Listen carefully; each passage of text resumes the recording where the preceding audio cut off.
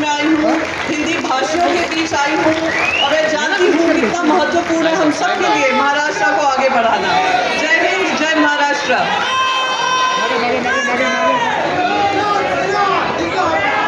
जोरदार तालियों के साथ स्वागत कीजिए संजय राउत साहब।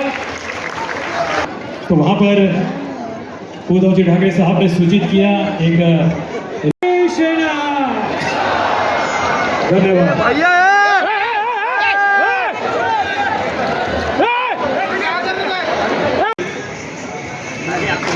माननीय उद्धव जी ठाकरे साहब का राजन विचारी जी सॉल और पुष्पहार देकर जोरदार तालियों के साथ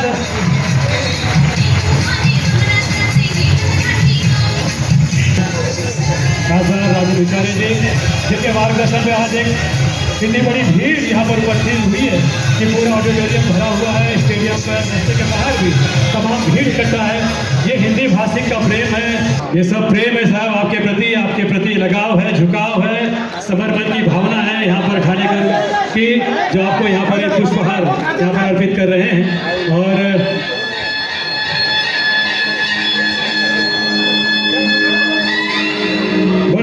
उत्तर बातें आप मुझे बताओ, क्या किया है हमने आपके साथ ऐसा सलूक कि आप जो एक साथ थे आज भी है, तो आप अचानक थोड़े से दूर चले गए, क्यों? जो फिल्म में बताया गया है ये सच्चाई है। और उस वक्त कई सारे मतलब एसटी से हमने सारे लोगों को अपने अपने राज्य में भेजा था, उनके राज्य की सीमाओं तक पहुंचाया था। मैं तो केंद्र सरकार के साथ बात कर रहा था कि हमें ट्रेन दे दो, उसका जो भी किराया है मैं दे दूंगा, मैं मतलब सरकार दे देगी, नहीं। और लाखों लोग जो मजदूर थे वो आ गए सड़क पर, वो जहां भी गए उनका हमने एक कैंप लगाया, डॉक्टर दिए, उनके खाने की तजवीज की, सब सारी बातें की और उनको सही सलामत उनके घर पे भेज दिया।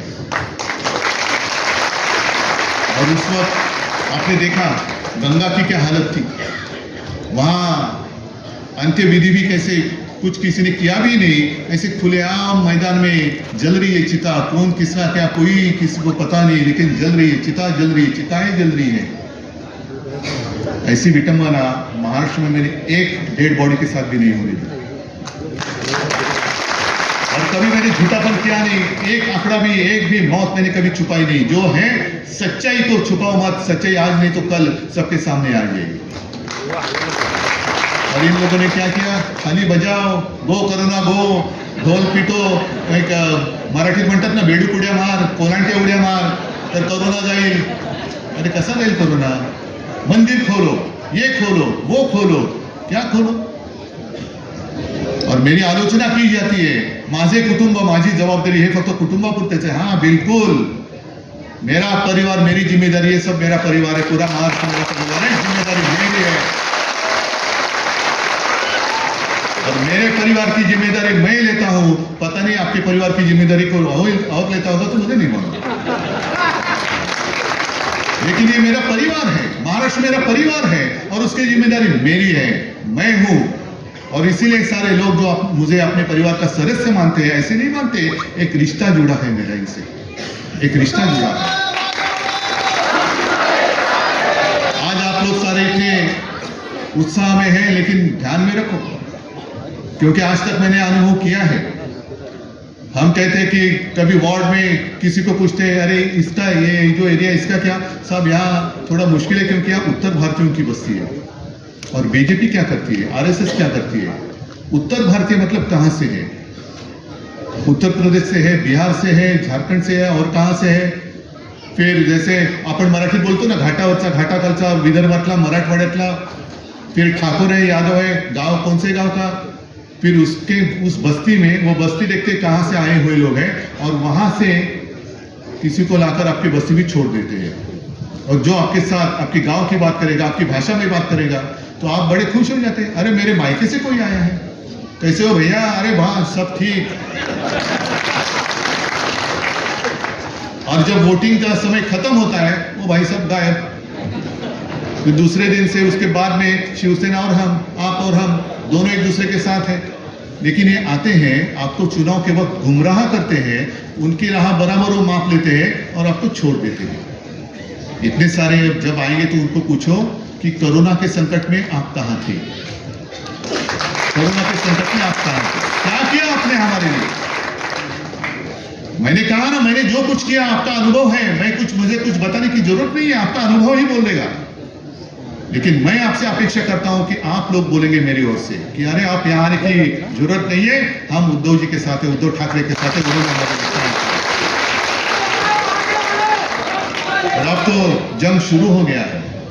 आने वाले दिनों में ध्यान में रखो कि हमें लड़ाने की पूरी कोशिश करेंगे। क्या उसको आप कामयाब होने देंगे?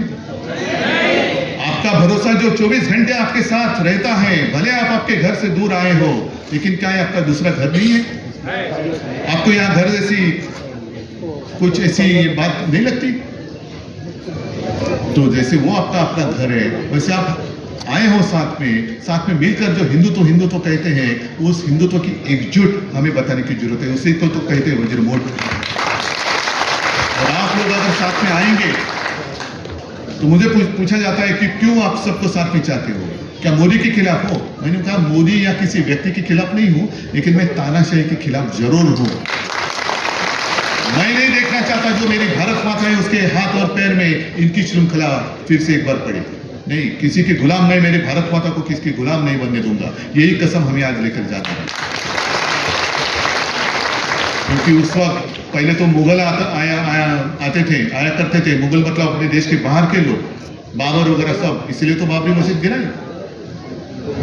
फिर अंग्रेज आ गए, 150 साल चले गए, जनरेशन पीढ़ियां चली गई, फिर भी लड़ते रहे, और बाद में आखिर वो दिन आ गया, अंग्रेजों को भी जाना पड़ा। अंग्रेज तो गए, तो अभी अपने घर वाले अपने सर पर कहीं ना बैठे, क्योंकि कोई भी हो, गुलामी तो गुलामी ही होती है। और अभी मुझे फिर से दोहराता हूं, मेरी भारत माता को दोबारा गुलाम मैं नहीं होने देना चाहता। आप क्या चाहते हो? आप गुलाम बनकर विकास का सपना देख सकते हो? गुलाम बनकर विकास का सपना क्या देखेंगे? वोट बोलेगा तो उठना पड़ेगा, बैठ बोलेंगे तो बैठना पड़ेगा। ये विकास आपको मंजूर है? कि आज जो आजादी के मतलब हम सब, हमारा देश एक ऐसे मोड़ पर आया है कि 2024 में नहीं तो ट्रेन छूट गया, फिर अपना देश अपने हाथ से गया, इन नालायक लोगों के हाथ में जाएगा, तानाशाहों के हाथ में जाएगा। और इसमें मुझे पूरी उम्मीद नहीं, पूरा विश्वास है, पूरा भरोसा है कि अब साथ में आप आए हो, साथ में ही रहेंगे। भले कितनी करने की कोशिश करने दो, लेकिन हमारी जो एकता है उसको हम टूटने फूटने नहीं देंगे, और मेरे भारत माता को हम आजाद ही रखेंगे। यही हम शपथ लेते हैं। जय हिंद, जय भारत। तमाम हिंदू बांधवानों, भगिनींनो, मेरी हिंदी आपकी समझ में आएगी क्या? कि मराठी ज्यादा अच्छी समजेल? दोन्ही समजाल ना? यालाच तर आपलं हिंदुत्व म्हणतात। जो एक दूसरे में भेद करते हैं उसको हिंदुत्व नहीं कहा जाता। इसे तो चाणक्य नीति भी नहीं कहा जा सकता, लेकिन कूटनीति होती है जो खुद के अपने स्वार्थ के लिए की जाती है, और कुछ लोग कर रहे हैं। बहुत दिनों के बाद ठाणे में आया हूँ। ऐसे नहीं कि पहली बार मैं गडकरी रंगायतन में आया हूँ, कई बार आया हूँ। जैसे संजय जी ने कहा कि ये गडकरी रंगायतन भी आदरणीय बाला साहब जी की देन है, और मुझे याद है 68 या किती राजन असेल, 68-69 सरु असेल, नगर निगम के चुनाव होने जा रहे थे, और एक जनसभा में, विराट जनसभा थी, एक पर्चा आ गया, ऐसी चिट्ठी आ गई। बाला साहब भाषण कर रहे थे, और उसमें लिखा था कि ठाणे में नाट्यगृह नहीं है। तो बाला साहब ने कहा, आप सारे लोग मिलकर मेरी शिवसेना को सत्ता दे दो, मैं आपको नाट्यगृह दे दूंगा। और तब जाके पहला नाट्यगृह थाना में आ गया। हाँ, नाट्यगृह तो हमने दे दिया, लेकिन नाटक कुछ और ही लोग कर रहे हैं। आज ये सब जोश देखकर कुछ लोगों के होश तो जरूर उड़ गए होंगे, और उड़ने भी चाहिए। जिनको ऐसे लगता है कि मैं मतलब थाने नहीं, थाना और शिवसेना, और वो भी असली शिवसेना। असली इसलिए मैंने शब्द का उपयोग किया अभी मार्केट में चाइनीज माल भी आता है। सिर्फ माल ही नहीं, अपने भगवान की मूर्तियां भी आती थी, अब भी आती है या नहीं पता नहीं, लेकिन उसी को हम भगवान समझकर पूजा करते हैं। ऐसे कुछ चाइनीज लोग बनावट, बोगस, गद्दार, वो अपने आप को समझते कि मैं शिवसेना से भी ऊपर हूं। नहीं, इतने ऊपर तो नहीं जा सकते। अगर उससे ऊपर जाना है तो जाएगा तो वापस नहीं आएगा।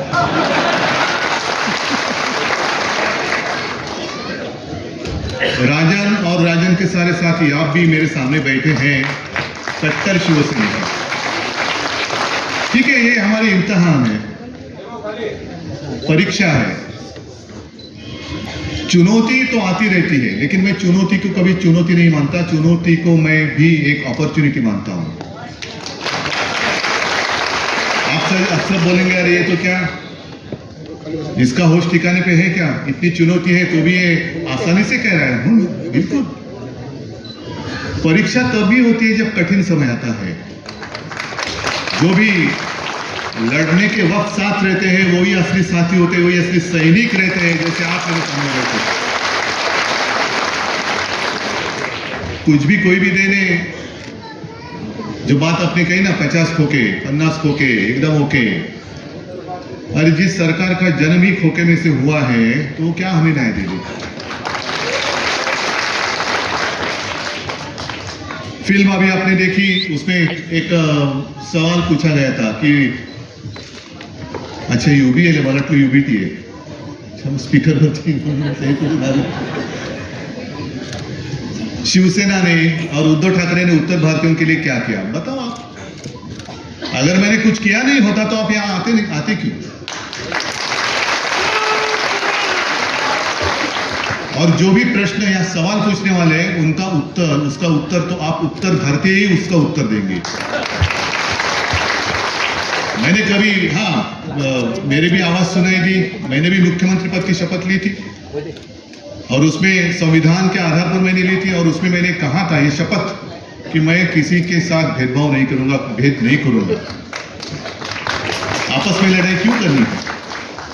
हाँ, यहां जो कुछ मैं कर सकता था कोरोना के समय में मैंने बिल्कुल किया, और इसलिए मैं हमेशा कहता हूं ये मेरा सौभाग्य है जो और किसी के नसीब में नहीं है। महाराष्ट्र की जनता मुझे अपने परिवार का सदस्य मानती है, मेरा सौभाग्य है। और इसमें सारे लोग आए, हिंदू तो ही है, क्या आप लोग हिंदू नहीं है?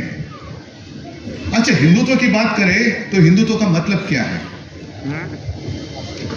मैं कांग्रेस के साथ गया, हाँ गया, खुलेआम गया। आधी रात में जाकर चोरी छुपे मीटिंग नहीं की। पहले एक सवाल मैं उनसे पूछना चाहता हूं कि हमें कांग्रेस के साथ जाने के लिए मजबूर किसने किया? बीजेपी के साथ तो हम थे ही 25 साल, 50 साल, 30 साल, शायद दुनिया के इतिहास में एकमेव गठबंधन होगा इतने साल से एक फेविकॉल से भी ज्यादा मजबूत, से जोड़ से ज्यादा मजबूत जोड़ था हिंदुत्व के लिए। तो वो जोड़ वो किसने तोड़ा? पहले बीजेपी ने तोड़ा। और बीजेपी को ऐसे लगा था जैसे ये लोग गए ना गले में एक बेल्ट बांध के, नहीं मेरे गले में पट्टा, हाँ ऑपरेशन हुआ इसलिए वो कॉलर पहननी पड़ती है, लेकिन वैसे पट्टे बांधने वाला आज तक कोई पैदा नहीं हुआ है और नहीं होगा, क्योंकि बाबा साहब के खून मेरे रग में है। मैं कभी लाचार नहीं हो जाऊंगा, कभी गुलाम नहीं हो जाऊंगा। मैं झुकूंगा जरूर, लेकिन वो झुकूंगा आप सारे लोग जो मेरे हिंदू लोग हैं, सारे लोग मेरे अपने हैं, उनके सामने मैं जरूर झुकूंगा, लेकिन इनके सामने नहीं। मैं तानाशाही को कभी बर्दाश्त नहीं करूंगा। और मैं हमेशा कहता हूं हिंदू तो है क्या, हिंदू तो क्या है? मैंने तो हमेशा कहा है, जो मेरे पिताजी कहा करते थे, सिर्फ मंदिर में जाकर जो घंटा होती है ना, घंटा बड़ोनारा हिंदू, वो हमारा हिंदू तो नहीं है। हमें तो आतंकवादियों को पीटने वाला हिंदू चाहिए, उसे हम हिंदू कहते हैं। और ये लोग क्या करते, जैसे बीच में आप सारे लोगों को पता है, हमारी वज्रमुठ महाविकास आघाडीच्या सभा झाल्या होत्या ना आपल्या, सारे गोर गरीब लोग तिकडे आले होती, सब जाति के सब सारे लोग थे। इन लोगों ने क्या किया, जो बेवकूफ नकली हिंदू है उन्होंने क्या किया, दुसरे दिन जाकर उसमें गोमूत्र शिंपडलं। का? अपवित्र झाले, माणसासारखी माणसं जमलेली त्यांना तुम्ही अपवित्र मानतात? ये कौन सा हिंदुत्व है? जो हमारा हिंदुत्व है वो हृदय में राम और हाथ में काम, ऐसा हमारा हिंदुत्व। लेकिन इंसान इंसान में जो भेद करते हैं, पवित्र अपवित्र, इनका हिंदुत्व झूठा है और इनके हिंदुत्व का जो झूठा नकाब है वो हमें खींचना है, वो हमें आपल्याला तो मुखोटा फाड़ून काढायचा है। क्या है हिंदू राष्ट्र? मणिपुर जो जल रहा है यही अपना हिंदू राष्ट्र है। आप सारे लोग बीच में एक जैसे मैं जब मुख्यमंत्री था तो हनुमान चालीसा, अरे जिस हनुमान ने एक सीता के लिए पूरे लंका का दहन किया, सीता हरण हुआ इसलिए रामायण हुआ, द्रौपदी का वस्त्र हरण हो गया इसलिए महाभारत हो गया। दुख की बात तो यही है कि जब द्रौपदी का वस्त्र हरण हो रहा था तो धृतराष्ट्र बैठे थे वहां राजा, लेकिन उनकी तो दृष्टि नहीं थी, दृष्टिहीन थी। आज की सरकार वहां जो बैठी है वो क्या धृतराष्ट्र है? अपने ही देश में मणिपुर में 2 महिलाओं के साथ जो किया गया वो तो सिर्फ वीडियो सामने आए इसलिए पता चला। वहां के मुख्यमंत्री कहते हैं ये ऐसी चीजें तो, ऐसे घटना तो बहुत हुई है, शर्म आनी चाहिए, शर्म आनी चाहिए। राष्ट्रपति महिला है, वो भी आदिवासी है, क्या कर रही है? मैं महामहिम राष्ट्रपति जी से पूछना चाहता हूं, राष्ट्रपति महोदया, आप जिस देश के राष्ट्रपति हो उस देश में महिलाओं की इज्जत हर चौराहे पर लूटी जा रही है, आपको कुछ समझना नहीं है? वहां की राज्यपाल महिला है, कुछ कर नहीं। अरे हमारे यहां जो राज्यपाल थे कैसे मस्ती करते थे, भेजो उनको वहां पे। मंदिर खोलो, ये खोलो, वो खोलो, क्या इतना आसान था क्या वो कोरोना का संकट? लेकिन ऐसे राज्यपाल वहां क्यों नहीं भेजते?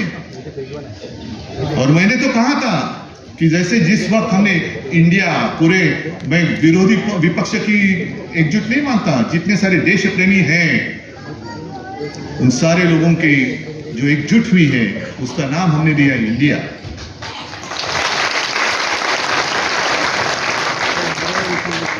तो इंडिया की भी आलोचना हमारे प्रधानमंत्री जी ने की, उसकी तुलना उन्होंने इंडियन मुजाहिदीन, तो प्रधानमंत्री जी 1-2 दिन में यहाँ महाराष्ट्र में आने वाले हैं, गद्दारों के साथ बैठने वाले हैं, जिनके ऊपर भ्रष्टाचार के आरोप किए उनका सत्कार करने वाले हैं। यही हमारा हिंदुत्व है। तो मैं प्रधानमंत्री से पूछना चाहता हूं, जब भी आप विदेश जाते हो तो प्राइम मिनिस्टर ऑफ इंडिया, एक देश की शान की बात होती है। अरे अपने देश का प्रधानमंत्री देखो, कौन है बाद में, लेकिन देश का है। तो प्राइम मिनिस्टर ऑफ इंडिया का मतलब क्या है? आप इंडिया, मेरे देश को वहां जाकर रिप्रेजेंट करते हो कि इंडियन मुजाहिदीन के प्रधान सेवक बनकर जाते हो? मुझे बताओ। ये आए हैं अपने प्राइम मिनिस्टर ऑफ इंडिया जो रिप्रेजेंट कर रहे इंडियन मुजाहिदीन, आतंकवादियों को। ऐसे होता है? इतनी आपकी सोच गिरी गई। और जिस हिंदू राष्ट्र की बात कर रहे हैं, इसलिए मैं भी एक कागज पर, जैसे संजय जी ने कहा, मैं भी 2 पंक्तियां लिख के लाया हूं। आज के देश की स्थिति कैसी है? खुलेआम महिलाओं के साथ अत्याचार हो रहा है। उस वक्त जब द्रौपदी का वस्त्रण हो रहा था तो भगवान श्री कृष्ण आए थे और उन्होंने उनकी लज्जा बचाई थी। लेकिन अब कौन बचाएगा? जो विश्व में पूरे ताकतवर नेता है, विश्वगुरु है, महाशक्तीचा बाप, आणि त्यांच्या राजवटीमध्ये महिलांची आबरू लुटली जाते, कसं त्यांची धिंड काढली जाते। कौन बचाएगा मेरे इज्जत? कौन बचाएगा? कौन आएगा? श्री कृष्ण। और इसलिए कुछ पंक्तियां जो मला वाटतं कवि उपाध्याय जी थे, उनकी कविता है, मैं खास करके लिख के लाया हूं क्योंकि गलती ना हो जाए। पूरी कविता पढ़ने जैसी है, लेकिन पूरी कविता ही नहीं पढ़ूंगा, 4 ही लाइनें। और उन्होंने लिखा है कि अब द्रौपदी क्या करेगी? तो उन्होंने द्रौपदी के लिए कहा है, सुनो द्रौपदी शस्त्र उठा लो, अब गोविंद ना आएंगे। अब गोविंद आने की उम्मीद छोड़ दो। गोविंद तो बैठा है अपनी आंखों पर पट्टी बांधकर, धृतराष्ट्र जैसे। अब गोविंद ना आएंगे, छोड़ो मेहंदी, खड्ग संभालो। खड्ग संभालने का वक्त आया है अभी। खड्ग संभालो, खुद ही अपना चीर बचा लो। द्यूत बिछाए बैठे शकुनी, मस्तक सब बिक जाएंगे, 50 को के एकदम ओके।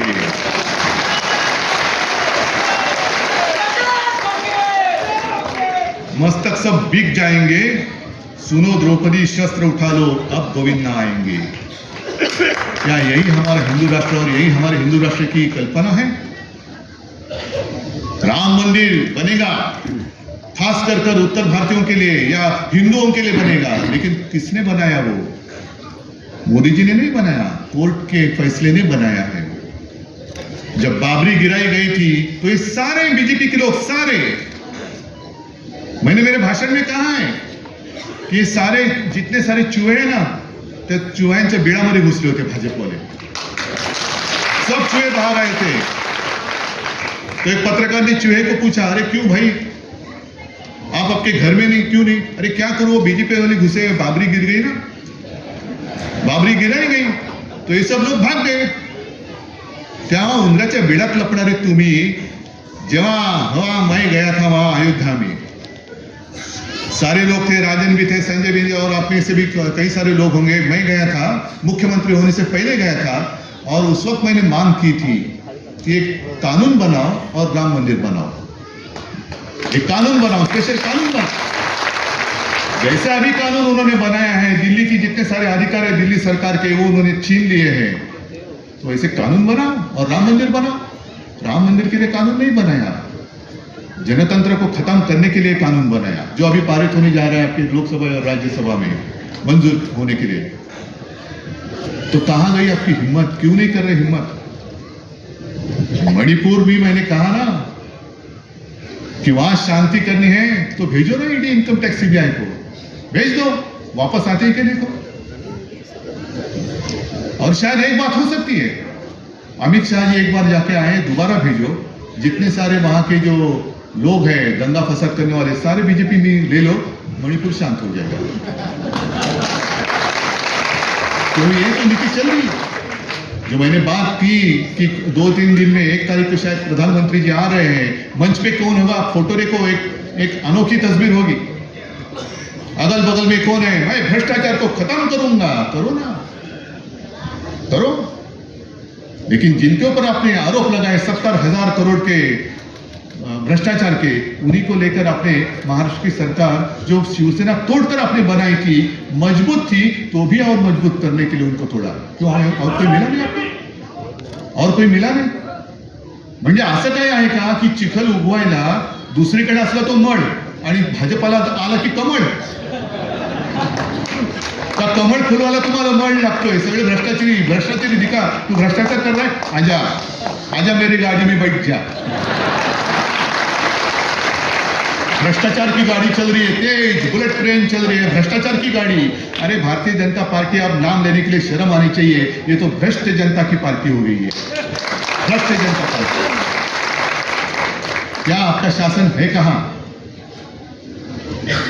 और अभी कैसे होता है कि जब भी चुनाव आते हैं तो इनको सारे पुराने साथी याद आते हैं। जिस वक्त अपनी मीटिंग चल रही थी इंडिया की, तब उनको याद आ गया, अरे अपना भी ऐसा कुछ था ना, तो किसी ने बताया, हाँ था ना, क्या नाम था उसका? एनडीए। हाँ, तो चलो एनडीए की मीटिंग बुलाओ। एनडीए में कितने सारे लोग बैठे थे, सब आधे अधूरे। नहीं, आधे अधूरे इसलिए कहा कि मैं भी 2 मीटिंग के लिए गया था, पूरी शिवसेना मेरे साथ, मैं आज भी पूरी शिवसेना मेरे साथ ही है। लेकिन अब इतने ताकतवर हो गए तो भी आपको ऐसे तोड़ मरोड़ कर पार्टी मजबूत करने की क्या जरूरी है? मतलब आप में आत्मविश्वास नहीं है। आपको पता चला है कि 2024 के बाद आपकी सत्ता टिकने वाली नहीं है। मेरे जनता की जितने सारे देश प्रेमी लोग हैं वो इकट्ठा आकर आपके सत्ता को दूर करेंगे। क्या हमारा गुनाह क्या है? इंडिया का आपने संबंध आतंकवादियों से जोड़ा, तो क्या मैं आतंकवादी हूं? इतने सारे मेरे भाषण सुनने के लिए सारे आतंकवादी हैं जो आपके साथ थे, ममता दीदी थी, नीतीश कुमार थे, सारे लोग क्या आतंकवादी हैं? आपने ऐसा कौन सा ठेका लिया है कि सिर्फ आप ही देश प्रेमी हैं और हम देशद्रोही? नहीं, देश मतलब आप नहीं है, देश मतलब मेरे सर्वसामान्य जो लोग हैं ना, वो है देश। यही हमारा देश है और इसलिए हम भी भारत माता का पूजन करते हैं। भारत माता सिर्फ आपकी नहीं है, भारत माता हम सबकी है। अरे इन लोगों का तो भारत माता के वक्त, उस वक्त आजादी के संघर्ष में कोई लेना देना नहीं था, दूर दूर से नहीं था। और जो हक जता रहे ये हमारा है, नहीं। इसलिए मैं कहता हूं कि अपने देश से ऊंचा कोई भी होना नहीं चाहिए। मेरा देश सबके ऊपर, मेरा देश सबसे ऊंचा है, उसके ऊपर कोई भी होने दो नहीं, उसके नीचे तो देश का वासी है, नीचे नीचे देश से ऊपर उठकर देश की पहचान किसी व्यक्ति की पहचान से जुड़नी नहीं चाहिए। मेरे देश की पहचान देश कर ही रहनी चाहिए। अगर हम बाहर जाते हैं, आप कहाँ से आए? मैं भारत से आया हूँ, हाँ हिंदुस्तान से आया हूँ, इंडिया से आया हूँ। लेकिन हमारे यहाँ के गद्दार वहाँ कहीं गए थे तो उनको पूछा, ऐसे वही कहते एकदम सीना तान कर कहते, किसी ने उनको पूछा आप कहाँ से आए हो? तो उन्होंने कहा मैं इंडिया से आया हूँ। अच्छा, मोदी के देश से? हाँ। अरे मोदी का देश? क्या इन गरीब लोगों का देश नहीं है? गरीब लोगों का देश नहीं है? ये देश मेरे गरीब लोगों का है, देश की जनता का ये देश है। सिर्फ एक व्यक्ति का देश नहीं है, एक व्यक्ति कोई मालिक नहीं बन सकती। और इसलिए मैंने कई बार कहा है, अब जो एक चर्चा इनका क्या होता है, जब चुनाव आते हैं तो आपस में लड़ाई लगा देते हैं, हिंदू मुसलमानों की लड़ाई, आपस में जाति पाति की दीवारें खड़ी करते हैं। आप लड़ते रहो, हम राज करते रहेंगे और विकास के सपने दिखाएंगे। विकास, हम विकास कर रहे, क्या किया है विकास?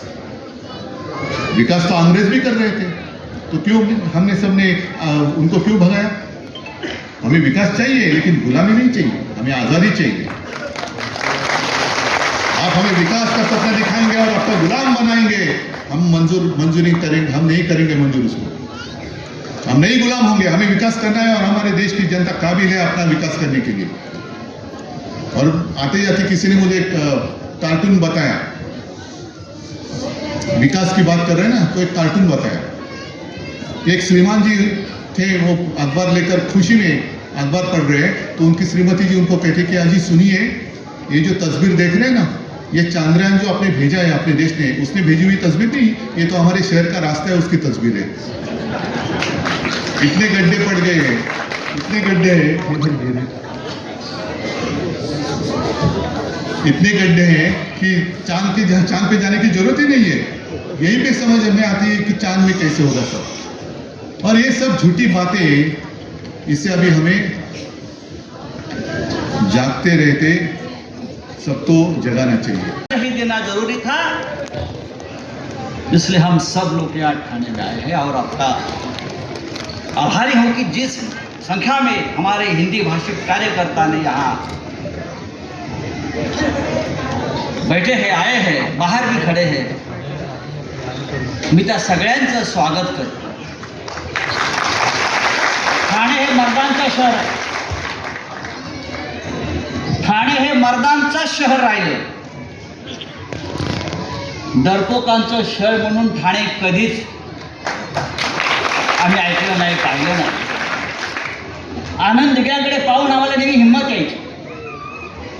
कोणतंही संकट असू द्या, त्या संकटाशी सामना करत, मुकाबला करत माननीय आनंद दिघे हे बाळासाहेब ठाकरेंच्या खांद्याला खांदा लावून उभे राहिलेलं आम्ही पाहिलं। संकट आल्यावर जो पळून जातो तो नामर्द असतो, आणि मर्दांची फौज अपने समोर उभे है, मर्दों की फौज हमारे सामने। इसलिए फिर एक बार मैं यहाँ दोहराता, गद्दारों का राज और गद्दारों का तख्त हम ध्वस्त कर देंगे। जय हिंद, जय महाराष्ट्र।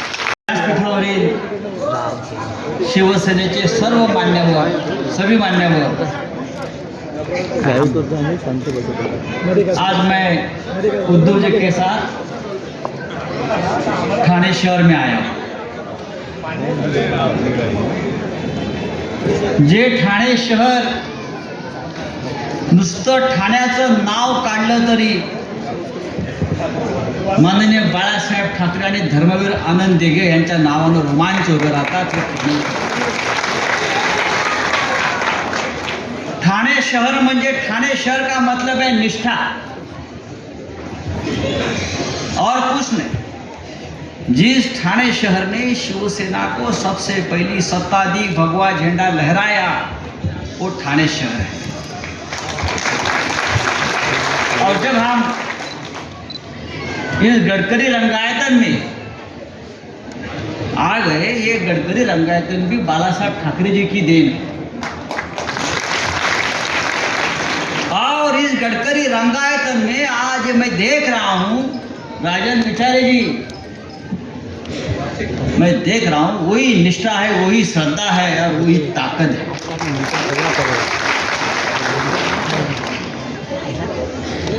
ये माहौल देखकर मुझे लगा कुछ लोगों को जल्दी थाना छोड़कर भाग जाना,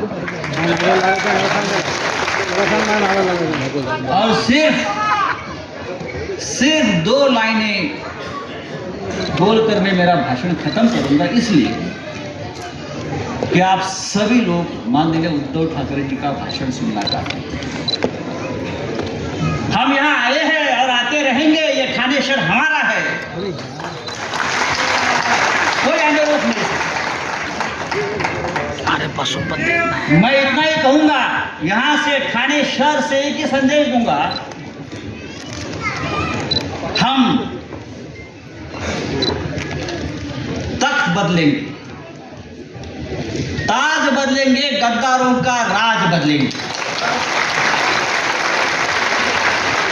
म्हातारा माझा बाप म्हातारा बेंचो म्हातारा बोलायचा तू पोसत नाही मग 50 खोके और खोके वालों को ठोके। काय बोलायचं म्हातारा काय पोसत तुम्हाला थांब रे माहिती शिवसेना पक्ष प्रमुख बाप म्हातारा आदरणीय